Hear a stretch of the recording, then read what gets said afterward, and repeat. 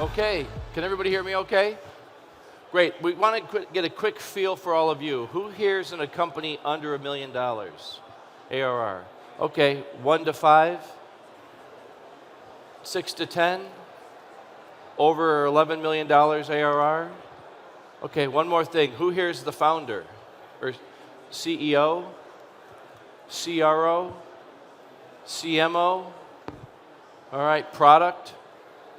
Okay, just so everybody knows, the main there was $1 to $5 million founders. So we're going to make that our median group that we talk to, but we're going to try to include everybody into this. My name's David Appel.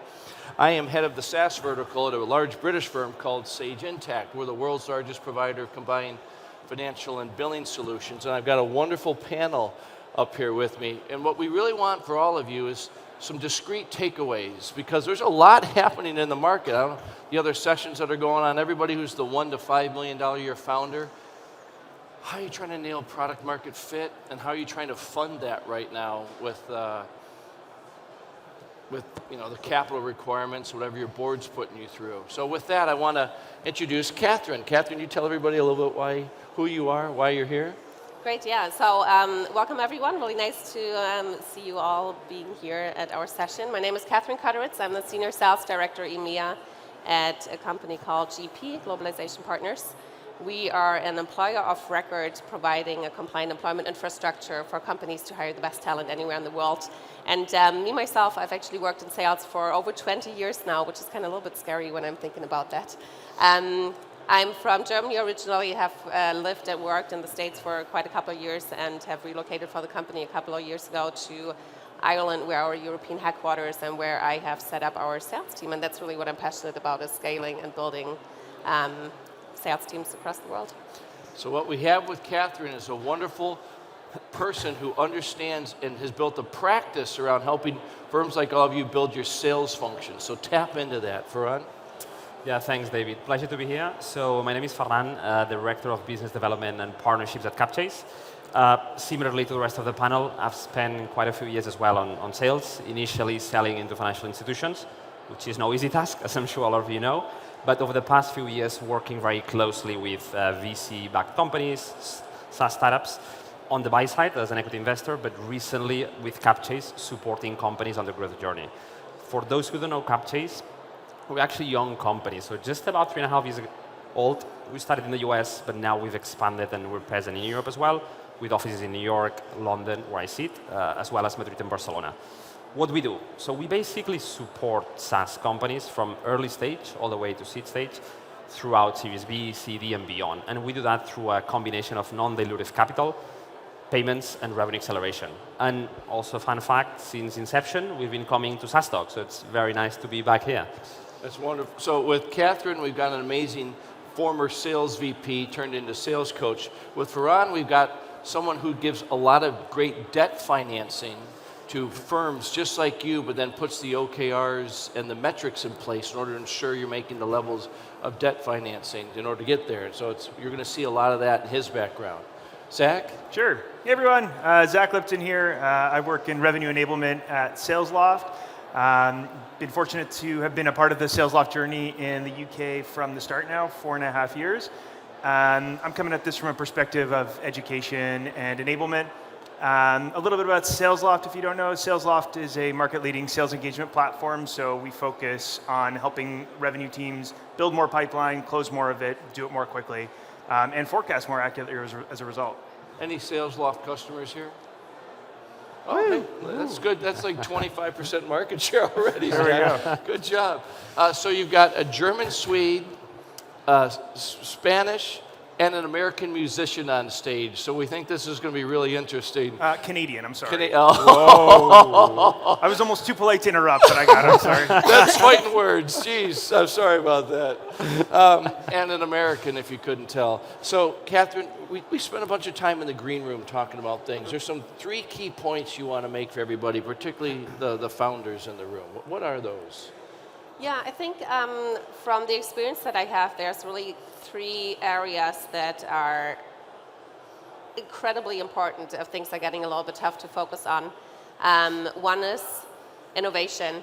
So you really need to think about when things are tough, instead of cutting back, is what can you create to have an industry-changing offering at the end of that process. If you don't risk anything, you're risking much more. So innovation is really important, but you need to understand what you're focusing on. So prune whatever you have by probably 50% to really be focused. And I think that gets me to the second point, which is OKRs. And I don't know, how many of you have read the book Measure What Matters? Okay, Good, so I see a few of you. 10% market share. Yeah, so I think it's really important, most of us, we just work because we work and we kind of get into a routine, right? But you really need, especially as a leader, as a founder, as a C-level executive in your company, you need to make sure that you're very clear on what are the objectives, the key objectives that you want to follow. There needs to be a lot of transparency and buy-in across your team on that as well. And what's really important is you need to define how you want to measure that and how that evolves over time, because some of the objectives may be just for the next 3, 6, 9, 12 months, but then you should also have objectives in place for the next 2 or 3 years and evolve them over time. I think that's really, really important, because it's really important to have something that you can connect data with, right? That you can really see how you can get to where you need to be much more successful and focused. And the third part is coaching and really development of your people. So you need to make sure that you celebrate good behavior, and that I think a lot of companies, they just do coaching for leadership. I think that it's something that should be rolled out across the board for everyone, because that's a really easy way to develop your team in a way that I think most of us are not doing yet. Can I ask, because those 3 points you just made, innovate, OKRs, and coaching, for all the founders, and someone on your executive team, are they your change agent? Because that's what we were talking about, like the key takeaways. Can I just get nodding? And someone in your direct staff, is someone that your change agent when you want to drive change to evolve to get to the next level? Do you have that person? I'm seeing sub nods. Make that. That's that. And then the second thing is your executive team clear on the top 3 measures, the top 3 OKRs? Can I get some nodding from everybody? Do you think your exec team's clear? If they're not, thank you. If your team's not clear on the top 3 OKRs, really nail those down. Ferran, we good? Actually, one question, Kathrin, on that one. So when it comes to OKR, well, it's always a lot of time spent there. Like, how do you think about adapting it, right? Because you've talked about like OKRs for 6, 12, even beyond that. And obviously, we've seen a very much changing microenvironment. Everyone has to adapt. What's your process, and how do you think about resetting those and adapting to what's the new reality? Well, I think OKRs only work if you actually follow up on them regularly, right? So you need to have a core team. You maybe want to even have OKR separate in your company that's really following up with everyone to make sure that that people are being kept on their toes, and that you have regular meetings on that, right? And that you see how has the market changed, how has your company maybe changed, how do you need to reprioritize and do a sanity check. But you need to have a guideline, you need to have a structure in place, to have something to follow, and to see if you're still on track. Thank you. How about for you? What's the key takeaway for everybody?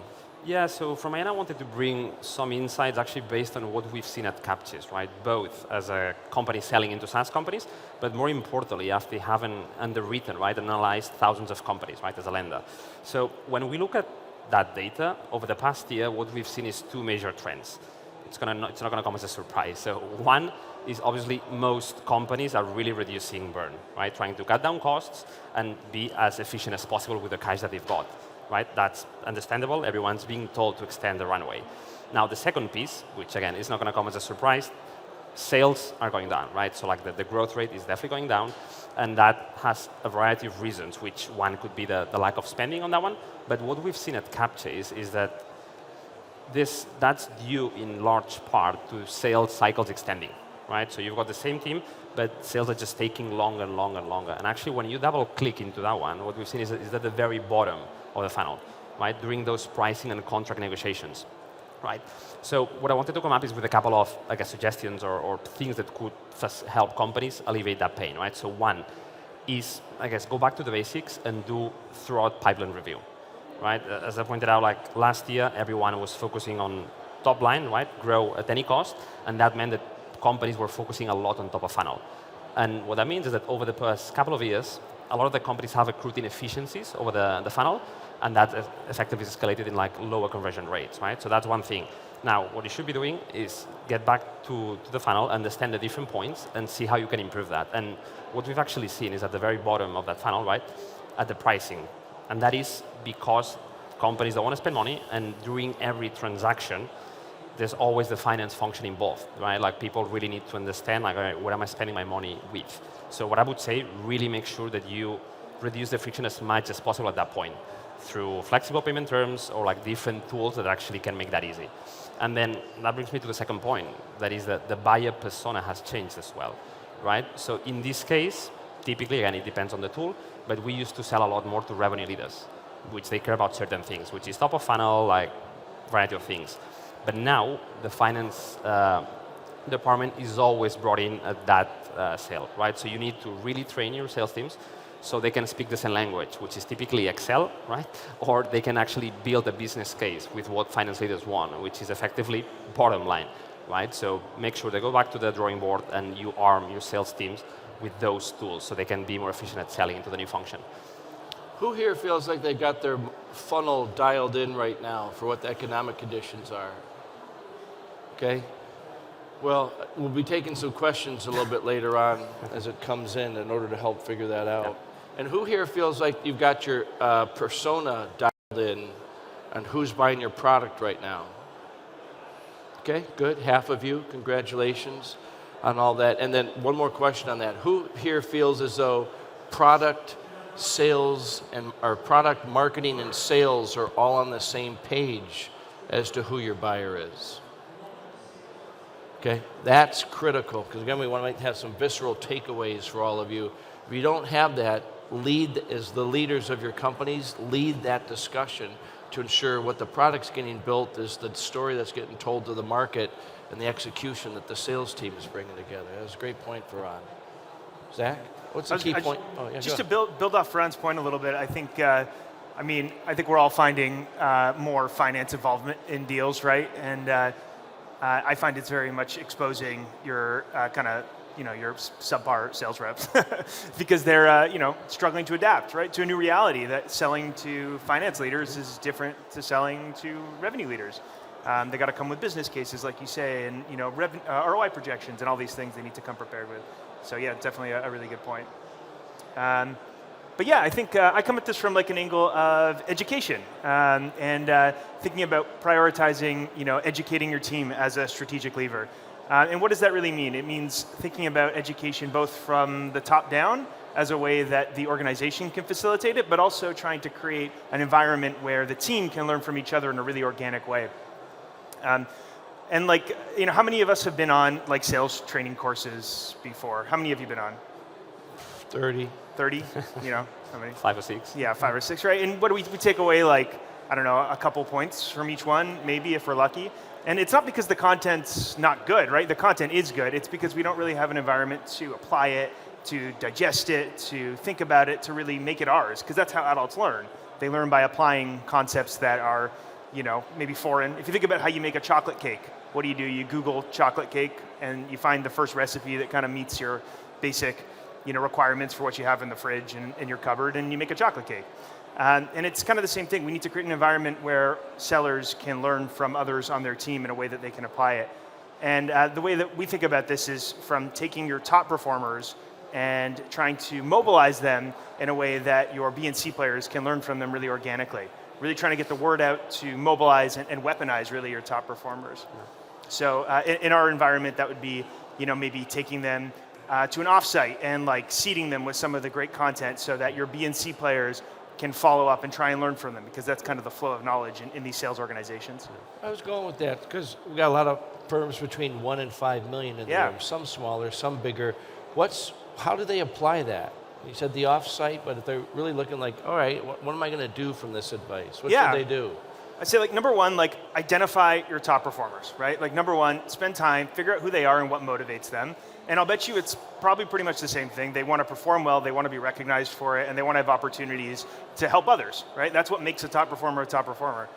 And then identify kind of what those key bits are, and then get your top performers out there and accelerate, make them louder, expose their audience, and others will find them. The B and C players, if they're really B and C players, they'll jump in and they'll want to learn from them. Sorry, I do have to say, so I agree, but I also disagree with what you both have said Oh. just now. Okay. So I think that it's definitely, to start with you, Ferran, I think it's definitely totally valid, right? I think in sales you always need to take a look at your funnel and you need to see whether there's a drop off, but we're kind of getting back to the OKRs, right? Like if you actually don't put a structure around it and metrics, you can look at the funnel as long as you want, but it's not going to make a big change, right? So I think that you really need to be very specific around what are you looking for, where do you want to get to? Do you want to increase or decrease your drop-off rate at a certain sales stage by 10%, for example, right? That's a metric, and that's something that you can actually follow up on. I think always if you have a goal, if you have an objective without a measurement, like you don't even need to really follow up on it, right? Because it may or may not happen. No one really knows. There's no progress that you can follow. And there's great AI tools out there that you can actually utilize for sales as well to see, based on the salesperson as well, where they maybe need additional training, where certain things are dropping in the sales process. So I think you need to have measurements around it and you need to have a structure around it. And I think what you're saying, Zack, also true education, always really important, right? But I think if people don't know themselves, if they are not aware about what their own style is, they will never be able to have a fully rounded experience on how they actually need to adjust to the dance of sales, right? Depending on changes of buyers, right? So the economy is getting tougher. You more speak to CEOs than CFOs. The money isn't as loose as it was before. So they really need to understand how to hit the important points. And I think especially with salespeople, sometimes it can be hard because they don't know how they are selling themselves, right? So I don't know, have you guys heard of Insights training, for example? Yeah. 33% market share, Yeah. good, yeah. Did you think that was helpful? I saw a couple of nods. Yeah. So it's pretty much like DISC, which is probably something that you all are familiar with, right? On steroids. Like it's really a great tool. I would recommend that if there's like one key takeaway for educational purposes, do an insights training with your leadership team, but also with your sales team, because that really allows them to understand what their own sales persona is, but also to understand how to sell to different personas, whether you sell to legal, to finance, to marketing, to HR, to sales, right? And I think that's absolutely important for them to be able to be successful in their job. And then you can actually seat them at the same table like your best performers and they can pull the best bits out. But I think that's absolutely important for a base layer. Counterpoint, Zack? Point taken. Checkmate. No, I think so much of sales is empathy, right? That's what you're describing, is like being able to empathize with the people that you're selling to and you're talking to, and really understand their problems and what motivates them. And whether you approach that from like a process first, perspective, or skills first, I think it leads to the same outcome. And I think so my first sales job, I started working at Oracle. I honestly didn't even have an idea on what the BI tools and database, like how all of that works, right? I was selling to database administrators, and I'm a very cheerful nature. So when I would call them on the phone in the morning on a Monday, and I'd be like, "Hey, how was your weekend?" There was like silence on the other side of the call, right? And I'd be like, what's, it's not working, And it took me a while to understand it. Just for them, it was way too personal, right? They're like, oh my God, like why is she asking me about how my personal weekend was, right? So I think that's a process that you can definitely get to a little bit faster with the right training tools. Yeah. And I was going to say on that point, so Zack, even you, Kathrin, so how do you think about obviously leveraging the top performers, right, to bring the rest of the sale, the Bs and Cs, and sometimes Ds, right, up, or actually working more towards coaching some people out, right? Because sometimes it's always a fine balance whether you feel like the leaders, the top performers can bring the other ones down, or either the other ones can somewhat bring slightly down, right, the rest of the team. So what's the fine balance there, and how you approach that? I think of it like a river, right? Wow, okay. And we're damming the river, Okay. and we're trying to push the flow of knowledge in one direction. And not all the fish are going to make it down the river. A lot of them will. The good ones, the real true B's and C's, they'll follow. Yeah. But some of the fish, they're not going to follow along, and that's okay, because maybe it's not the right time or right place for them. Okay. And we got to dam the river in the right place so that they all follow the path of the river. That's my analogy. It's good how these points have built on one another, right? Innovation in order to adapt to economic change with some OKRs that come along the way, with building on top of that with how you finance that and pull the people in with the culture of learning, where you're really the leaders here trying to empower their A players, and then and then people follow that. Can I just ask, who here has more than 5 salespeople on their sales team? Okay, 40% of you. Thank you. So there also, these folks have people who have less than 5 people. So everybody knows who the baller is, because there's 1 to 4 reps. How should they approach learning and a way to reignite sales? Yeah, I think like in really small environments, it happens really informally, doesn't it? It happens just from conversations over coffee. It happens from watching other people's calls is a really big one. That happened like when we started Salesloft in EMEA. Who does that? Who has reps listen to other reps' calls? Yeah. Okay, well, look, most 80% market share. Nice, yeah. Yeah, it's critical. I mean, when we started at Salesloft in EMEA, we had one sales rep that was like stellar. And everyone would just watch his calls. They all knew, watch his calls. And he got really good by watching calls from one of the reps in the US. And it's just very informal kind of, institutional knowledge. But I guess what the point I'm trying to make here is you can identify that and you can coach that behavior into people. You can coach that behavior. You can tell people who the top performers are. You can make your top performers more vocal so that other people know where to find that content. When Capchase does a funding for somebody, in this particular range, right? You're doing debt financing for somebody $5 million ARR. What's the biggest measure that you suggest to them to put into the OKR in order to try to track things so they can see how they're doing in order to grow business? There's a lot of metrics, right, that they should look at. But when it comes to sales, I'd really focus on sales efficiency metrics or the burn multiple, right, which effectively gives companies a very nice proxy between your new revenues, right, and your sales. But we take into account how much you're burning, right, and how much money you're actually spending on acquiring that. So I think that's really important. How should they, in a broad range, because who here is a higher ACV model? Who here is product-led growth, like a credit card transaction? Okay, 50-50. So is there one common metric between each of those, or is there a different metric for each of those models? Product-led growth is a different beast. So it's very efficient. So if you can do that, absolutely go for it, right? Then obviously invest in customer success, so then you can upsell them. But like for the rest of us, right? That like we have to sell, we've got reps. So yeah, I would strongly encourage to have the burn multiple below 1.5, right? And that's sort of the guidance as a metric. Yeah. Okay.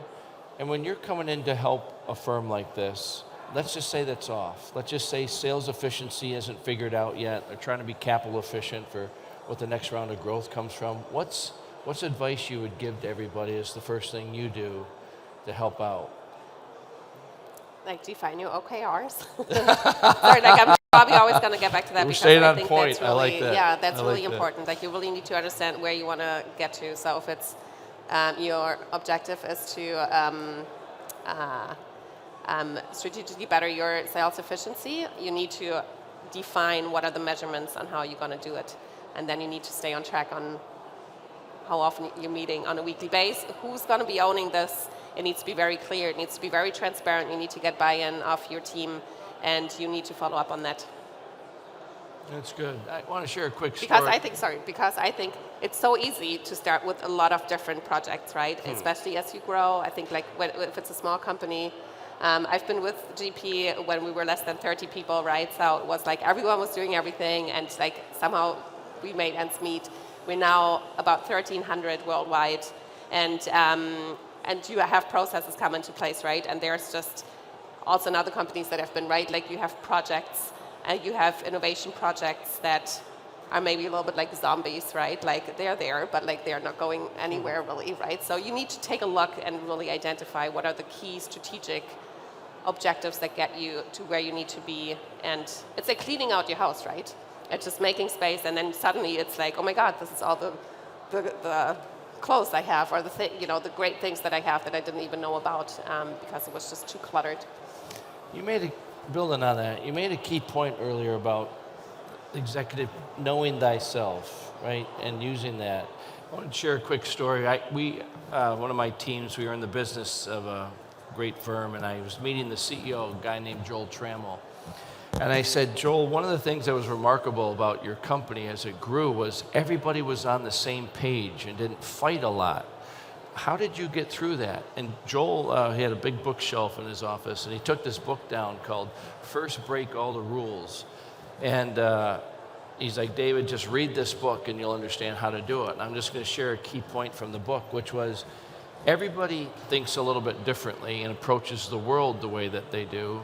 And the trick is to try to understand how everybody thinks so you can relate to other people within the company. So product isn't fighting with marketing, fighting with sales around who is the ideal client persona, how you're going to engage with them and all that. And you use the insights workshop. Yeah. There's so many different ones that are out there. There's a great book called,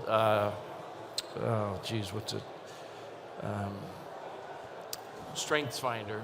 If you have heard of Strengths Finder, about how to do that. The whole point of Strengths Finder, because there's a million different personality tests, it's a way for people to represent how they see and approach the world to others on the team in order to pull that together. So we're going to have just a couple more minutes of finishing up dialogue and then open it up to questions before we wrap up for the next session. So you want to summarize the key points you wanted to make for everybody? Yeah, sure. Yeah. So I guess the key point here is to kind of enable grounds-up enablement through your team, ground-up knowledge sharing by taking your top performers and finding out what they're doing and leveling them up and giving your B and C players an opportunity to learn from them in really organic ways. Do enablement through your top performers that pulls everybody else, particularly at this stage when there's so much organic observation of each other. Ferran? So yeah, two main points as well. So and all of this comes from the slowdown in sales, and why is that largely attributed to the sales cycle extending, right? Two things. First, go back to the basics, do throughout pipeline review, and really pay close attention to the bottom of the funnel, right? The payment, contract negotiations, now it's really taking a long time, and all of the deals are stuck there. Reduce the friction as much as possible. Second piece, go back again to the basics and do this buyer persona training. This might be changing, finance function is now always involved. Just make sure your reps have the right tools, the right language to really sell into that function as well, so you can have an efficient team. That's key. Who here does have a way to engage the CFO or the finance persona in your sales cycles? Okay, again, 20% market share, so that's good insight for everybody. How about for you? Final thoughts for everybody. Yeah, so I actually have 3.5 key takeaways. So the first one, think big, right? So innovation, think about what are really the main, how can you create an industry-changing offering of whatever you're selling. So think the next iteration or the iteration after the next iteration and focus on that. The second part is OKRs. Whatever you do in the company, be very clear on what are the key objectives for each of your departments. Be transparent about it and have measurements in place. So they need to be timely and they need to be measurable, right? So the third point, coaching, education, obviously really important as well. Insights training. People need to be aware of how they actually operate.